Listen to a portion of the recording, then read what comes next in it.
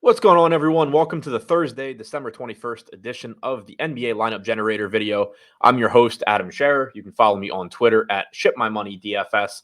And we have a 6-game NBA slate on DraftKings tonight, 7 games on FanDuel. Both slates cut off the 10 p.m. game. DraftKings also cut off the 9 p.m. game. So 6 on DraftKings, 7 on FanDuel, different slates on the two sites. But we're going to walk through both of those sites using the Lineup Generator to take a look at tonight's slates, as we always do.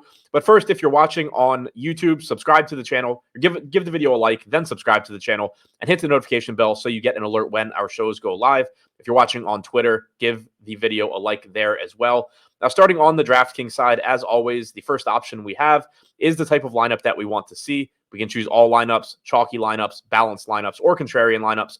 For this video, I'm going to choose contrarian, but if you're using it and you're playing smaller field contests, for example, choosing chalky lineups would make sense. I'm not going to lock a player in, but again, this is an option that makes sense if you are using this tool and only playing 1, 2, 3 lineups. If you know there's somebody that you want in your lineups, you can save yourself some time and make sure that every lineup that you're presented with has that player. Now we get to the screen where you can see the lineups being presented, and the way this tool works is that it utilizes our player projections, ownership projections, and simulation models all on the back end. It simulates the slate using our data, and it presents you with lineups that we project to be profitable over the long run. You then have the ability to save the ones that you like, discard the ones that you don't.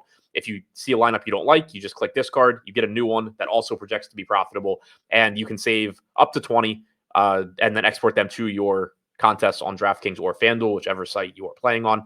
And on the screen, you can also see for the individual lineups, the total salary being used, the fantasy projections, the ownership, and then also for the individual players, their salary, fantasy projection, and ownership. Down here at the bottom, you have 2 sliding scales, one that shows you how the lineup compares to the alternatives from a projection standpoint, one that shows you how it compares from an ownership standpoint. And then over here, one of the nicer features here are these arrows on the right-hand side. You do still have the ability to customize these lineups. You're not forced to just take a lineup that's being given to you and play it.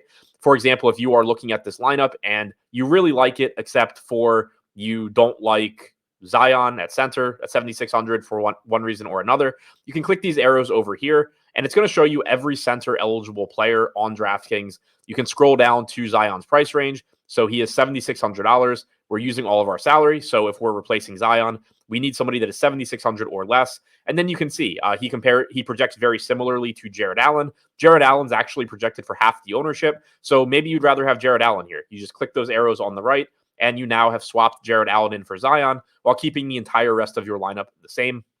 So you're not forced to just play a lineup that's given to you. You do still have the ability to customize very easily. You can obviously switch more than one player as well. So you do have that option. And then once you find lineups that you like, you just click the save button. And I'm going to save the first 20 that I see. And that'll get us to our next screen where you can very easily see the percentages that you're getting of individual players. So Donovan Mitchell is out tonight for the Cavs. As a result, Craig Porter Jr. is showing up a lot at 4,700 once again. He played about 25 minutes last night, but could have certainly played more. The Cavs are very shorthanded in terms of ball handling and shot creating. Craig Porter Jr. is one of the only guys on this team that can do it, along with Karis LeVert, who is showing up 50% of the time. Now, Luka Samanic is in between them. The Jazz are extremely shorthanded tonight. This is a lot of Samanic. It's not exactly something I would be comfortable with. We only have him projected for 7% ownership right now, but with a 45% chance of being optimal. So this is just a function of I'm recording this video early in the afternoon. The data hasn't all adjusted the way that it will by lock. If this were closer to lock, you're going to have a lower optimal percentage on Samanic or a higher ownership projection. But what you can do if, for whatever reason, you're in a situation where you saved your 20 lineups and you're getting more of a player than you are comfortable with, if you click their name over here, it's going to highlight them in yellow. It's going to highlight all of their lineups in yellow.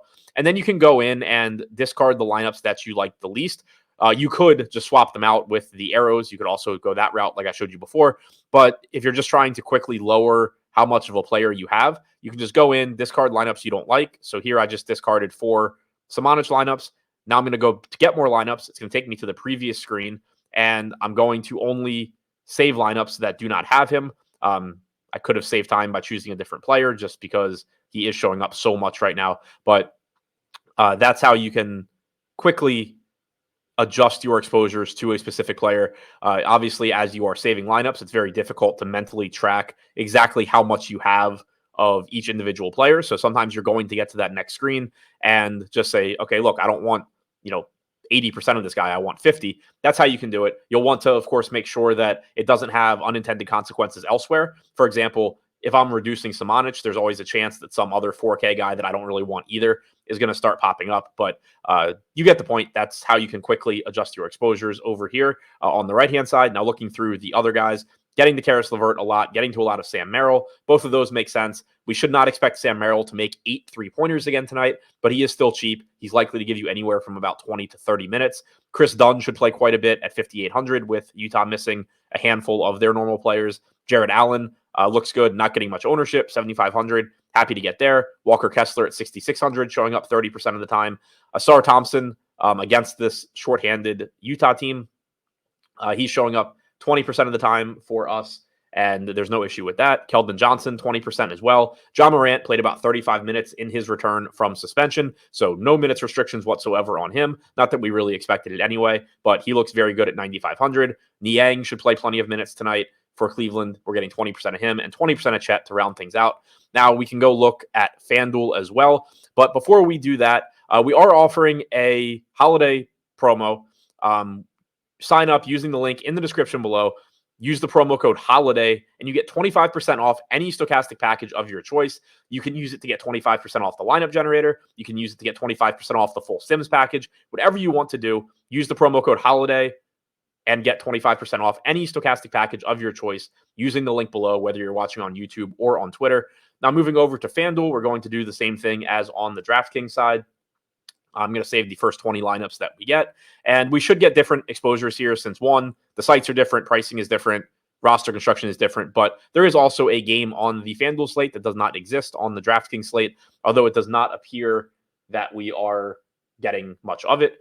But up at the top, we have Craig Porter Jr., again, in 100% of lineups here. James Harden at 9K showing up in 100% of lineups.